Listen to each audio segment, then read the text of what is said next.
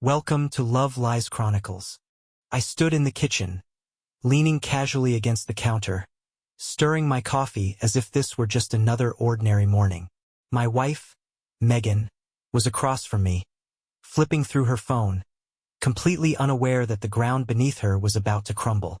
I took a sip, savoring the moment, before calmly stating, "We need to finalize the divorce by Friday, so you can enjoy your AP as a free woman." The spoon in her hand clattered onto the countertop. Her body stiffened, her fingers frozen mid-scroll on her screen. For a moment, I thought she hadn't heard me. But then, there it was, the slow rise of panic in her eyes as she finally turned to face me. She blinked rapidly, as if trying to process my words. Then came the first instinctual reaction, denial. What are you talking about?" Her voice was shaky, but she forced a nervous laugh, as if trying to dismiss this as some sick joke. I took another sip of my coffee. "Don't do that, Megan," I said, my tone deliberately even. "We both know exactly what I'm talking about." She opened her mouth, but nothing came out. A strangled, breathless sound escaped her throat before she forced herself to speak again. "You're overreacting," she said quickly, her hands balling into fists at her sides. "I don't know what kind of nonsense you think you've—" I cut her off with a quiet chuckle. "Megan, stop." I placed my cup down, leveling my gaze at her. "We both know you've been screwing Ryan for months now. I've known for a while, and now I'm done. So, like I said, the divorce needs to be finalized by Friday." Her face drained of color. The name Ryan landed like a sledgehammer. She hadn't expected me to know who it was. That reaction alone confirmed it. "You're wrong." She shook her head violently, backing away slightly, her mind clearly racing for an escape route. "I don't know where you're getting this from, but," I sighed, reaching into my pocket, "I was hoping you'd at least have the decency to own up to it." I pulled out my phone, unlocked it with a few swipes, and turned the screen toward her. "But if you need a refresher." Her eyes flicked to the screen, and all the fight drained out of her face. The color vanished completely, replaced by a ghostly pallor. The pictures weren't crude or explicit. No, I had been careful, calculated. I didn't need raunchy hotel room snapshots to bury her. The images were far worse than that. Screenshots of text messages, photos of her meeting Ryan at a bar, her hand on his chest, laughing like a woman without a care in the world. Pictures of her sneaking into his apartment when she told me she was working late. I had timestamps, locations, an airtight, damning narrative of betrayal. She let out a strangled gasp and stumbled back until she hit the edge of the dining table, gripping it for support. Her knees wobbled, and for the first time in our marriage, I saw true fear in her eyes. You went through my phone." Her voice was hoarse, barely above a whisper. I shook my head. "I didn't have to. You were sloppy, Megan." I took a step closer, watching her shrink under my gaze. "You left breadcrumbs everywhere. The sudden late nights, the new lingerie that I never got to see, the way you'd go from ignoring me to suddenly overcompensating with affection. The worst part? You thought I was too stupid to notice." Her breath was ragged now, her chest rising and falling quickly as she clutched the edge of the table. "No, you don't understand," she stammered. "It's not like that, it's—" "Oh, save it," I scoffed. "Let me guess? It was a mistake? It didn't mean anything?" Or my personal favorite, "I was going to tell you, but I didn't want to hurt you." Tears welled in her eyes, but I felt nothing. The sight of her distress, the tremble in her lips, it should have hurt. It should have made me hesitate. But there was nothing left inside me to wound. "Mark, please," she tried again, her voice cracking. "Just listen to me." Cocked my head. "Why? Did you listen to me when you decided to sleep with Ryan? Did you consider how this would destroy me before you climbed into his bed? No, you didn't. So tell me, Megan, why the hell should I listen now?" She swallowed hard, struggling for air, for control. It's complicated," she whispered. I chuckled, shaking my head. "No, it's actually really simple," I said. "You broke your vows. You gambled with our marriage. And now you lose. The sob that escaped her lips was raw, but I wasn't moved. She was unraveling, shaking her head over and over as if denying reality itself.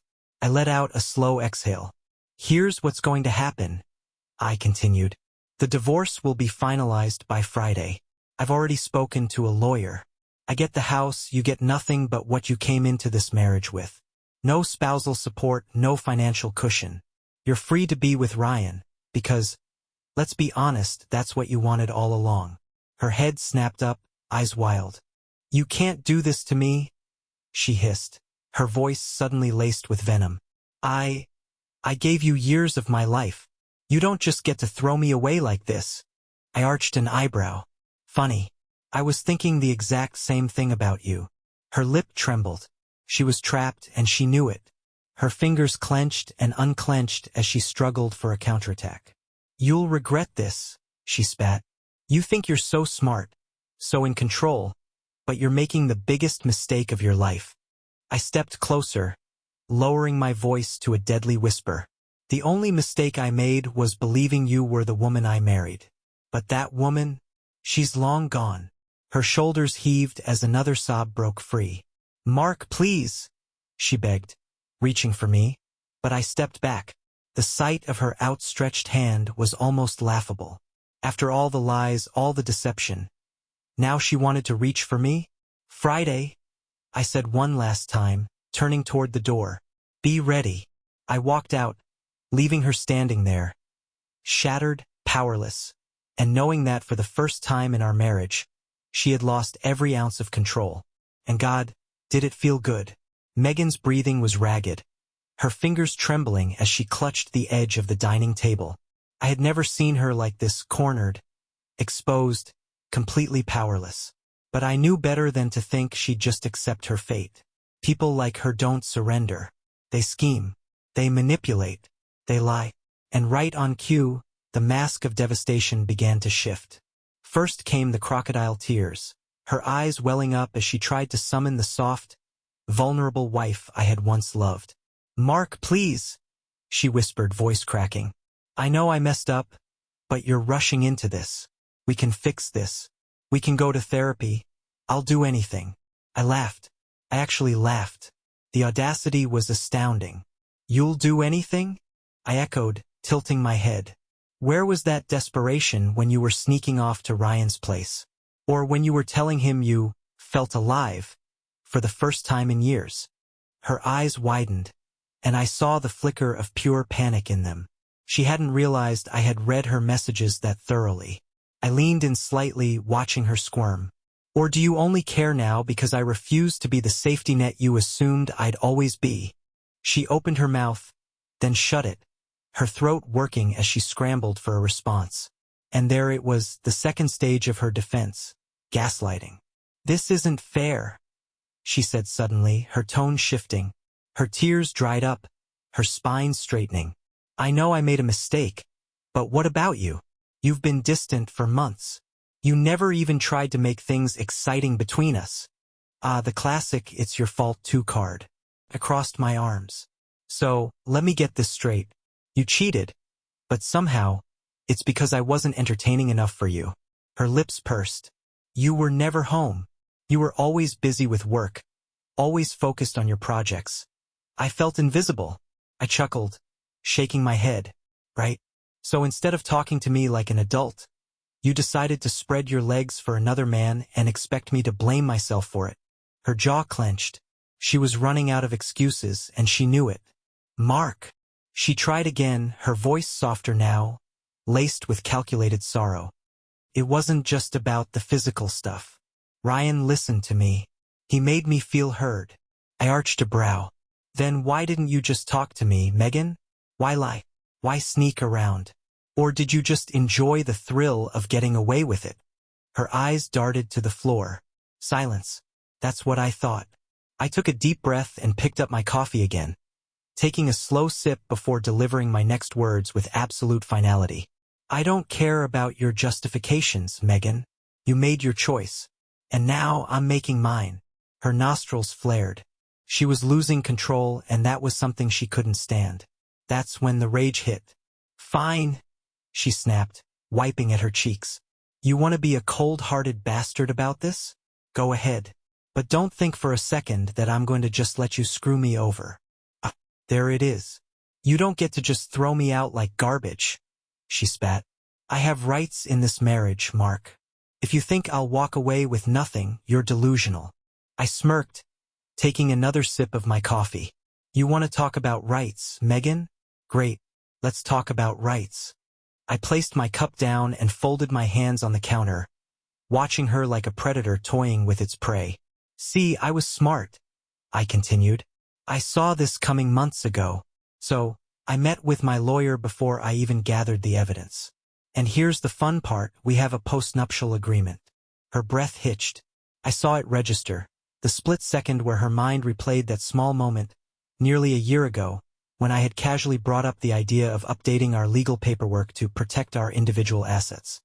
She had signed it without a second thought, assuming it was just a minor legal technicality. And now it was her downfall. I pulled a neatly folded document from my pocket and slid it across the counter. In case you forgot, here's what you agreed to, I said.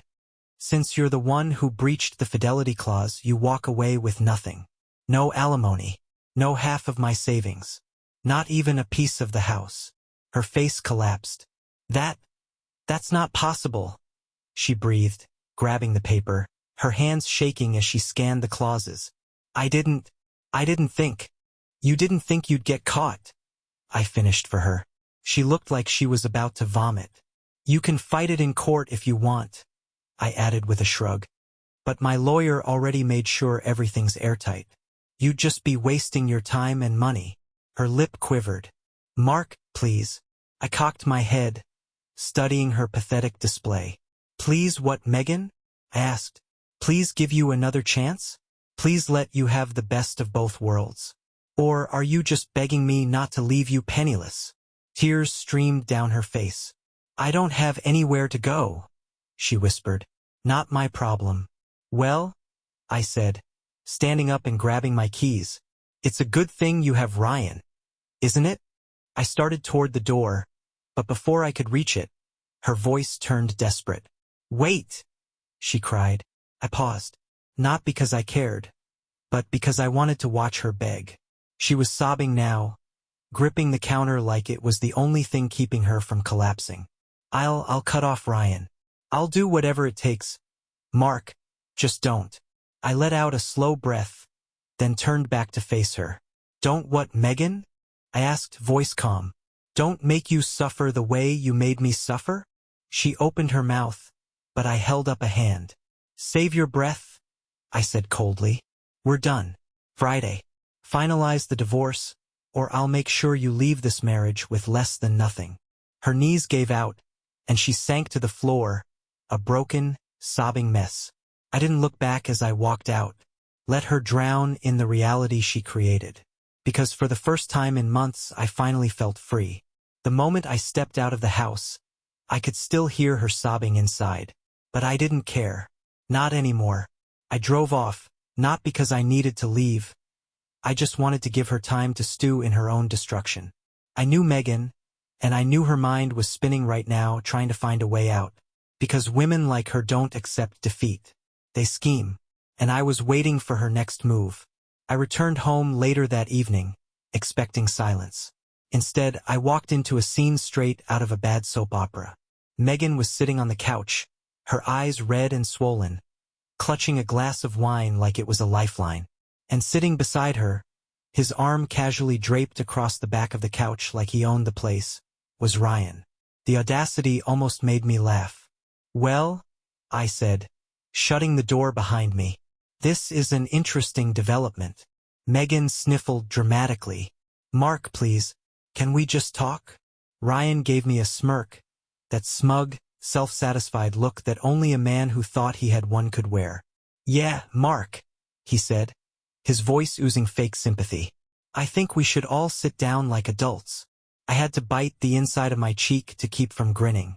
They actually thought this would work. Let me guess, I said, tossing my keys onto the counter. Megan called you in for backup? Thought maybe I'd be intimidated if you showed up. Ryan chuckled, shaking his head. No man, nothing like that. We just thought maybe we could come to some understanding. So that's how they were going to play it. Manipulation, but with a friendly smile. Megan leaned forward, setting her glass down. Mark, I know things have gotten messy, but it doesn't have to be like this. I don't want things to be ugly between us. I arched a brow. Ugly? You've been screwing this guy for months behind my back, and now you want things to be civil. She flinched. I made a mistake. Terrible mistake. But I don't want to leave things like this. We were together for years, Mark. She hesitated, forcing a wobbly smile. I still care about you. Ryan nodded, ever the supportive other man. We both do. We just want to make sure everyone walks away with what they deserve. There it is. They weren't here for reconciliation. They were here for negotiation. Ryan had money. Not more than me, but enough that Megan probably thought she could set up a deal. Get me to agree to an amicable split where she wouldn't end up broke. She wasn't actually sorry. She was just afraid of losing everything. I sat down across from them, letting the moment stretch. I could see Megan fidgeting under my silence, glancing at Ryan for reassurance. Finally, I leaned forward, resting my elbows on my knees. So what's the proposal? I asked, feigning interest. Megan perked up, exchanging a glance with Ryan. Well, she began cautiously, we were thinking, maybe instead of rushing the divorce, we could work out a settlement that's fair for both of us. Ryan nodded. Yeah, Mark. There's no need for lawyers to drag this out. We can mediate, you know? Avoid all the nasty legal fees. I took a slow breath, pretending to consider it. Megan licked her lips nervously. I mean, I've given so many years to this marriage. I just don't think it's fair for me to walk away with nothing. There it is. I let a slow smirk creep onto my face. So let me get this straight. You cheated on me. You lied to me.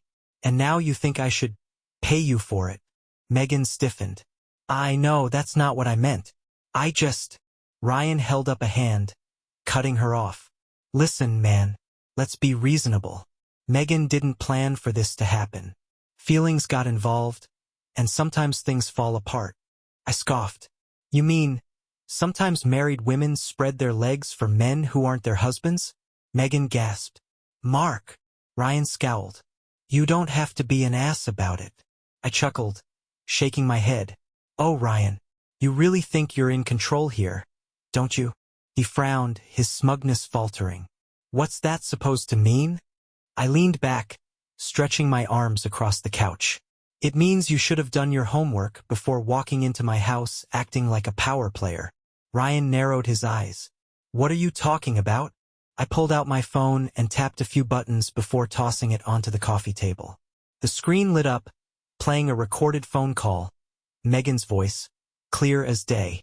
Ryan, baby, I swear, I just need to get through this divorce and I'll be all yours. But Mark is being difficult. He doesn't know about us officially yet, so let me work him a little first. Okay? Ryan paled. Megan turned into a statue, her mouth hanging open. I tilted my head. That's from 2 weeks ago. You were planning to milk me dry and then run off with lover boy here. Megan snapped to life. Mark, that's not what I meant. You're twisting my words. Ryan, however, was silent.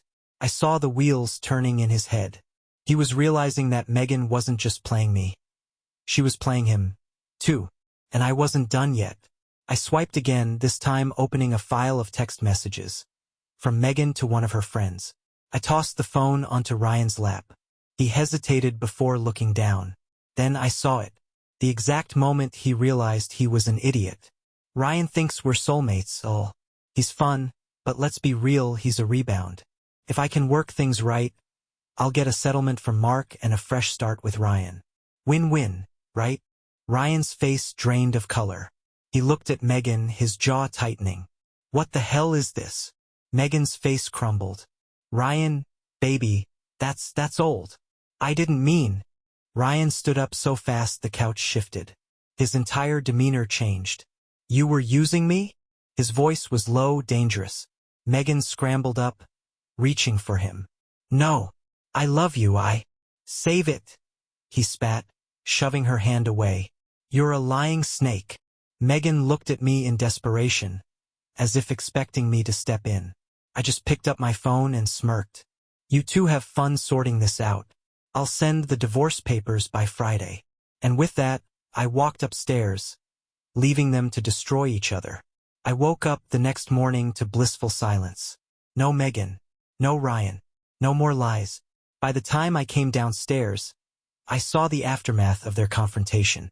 The wine glass Megan had been holding was shattered on the floor, a few red droplets staining the carpet. A chair was knocked over. The air still felt tainted by the pathetic circus they'd put on the night before. I smirked. She was out of moves, or so I thought. The final desperate move. I was sipping my coffee, enjoying the taste of victory, when my phone buzzed. Megan. I didn't answer. A second later, another text popped up. Mark, please. Just talk to me. Then another. I made a huge mistake. I don't want to lose you. Then a final one that made me laugh out loud. Can we just go back to how things were? Oh, the irony. She had spent months lying, sneaking, betraying, and now she wanted things to go back? What was she thinking?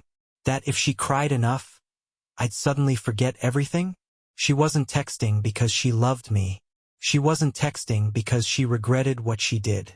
She was texting because she regretted getting caught. I ignored the messages and finished my coffee. I already had a plan for the day, delivering the final papers. That afternoon, I met my lawyer, Josh, to finalize the paperwork. I had already prepared everything, ensuring that Megan was walking away with nothing. I signed the final forms with a steady hand, my signature smooth, confident. She's not going to like this, Josh commented, scanning through the papers. You're leaving her with nothing but her own bad decisions. Good, I said, leaning back. That's exactly what she deserves. I wasn't just ending my marriage. I was erasing her from my life. Megan's breakdown. I called Megan later that evening. She picked up before the first ring finished. Mark. Her voice was breathless, hopeful. I wasted no time. I just sent the finalized divorce papers to your email. You need to sign them by Friday. Silence. Then, you're really doing this? I exhaled slowly. Megan, you cheated on me for months. You tried to manipulate me into giving you money. You were planning to run off with Ryan. Why would I stay? Her breath hitched. I was confused, she whispered. I got caught up in something stupid. But Mark, I still love you. I chuckled darkly. You don't love me, Megan. You just love what I gave you. She sniffled, probably trying to sound pitiful. Please, we don't have to rush this. Let's talk in person. Just one last time. I shook my head. No, Megan. We're done. Sign the papers and move on. Her tone turned desperate. I don't have anywhere to go. Then I guess you should have thought of that before you slept with Ryan. A guttural sob burst from her lips. I made a mistake. I don't want to be with Ryan. I want my life back. I sighed. You made your choice. Now live with it. She let out a strangled cry, and for the first time I felt nothing. No anger. No sadness. Just relief. I hung up. The aftermath. By Friday, the papers were signed. By the end of the month, Megan was out of my house. Ryan, he wanted nothing to do with her after learning she was playing both of us. And Megan? She moved into a cheap apartment, a far cry from the comfortable life she had with me. A mutual friend later told me she was struggling, really struggling. She had burned every bridge, and now? She was alone. I won. But more than that, I was free. Final reflection. A few months later, I found myself sitting on my back porch, watching the sunset with a whiskey in hand. For the first time in years, I felt at peace.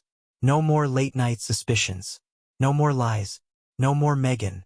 I smirked, raising my glass in a mock toast to the past. To bad decisions, I murmured. Then I took a sip, and never thought about her again. Dear listeners, please share your thoughts in the comments, and do not forget to like, share, and subscribe to the channel.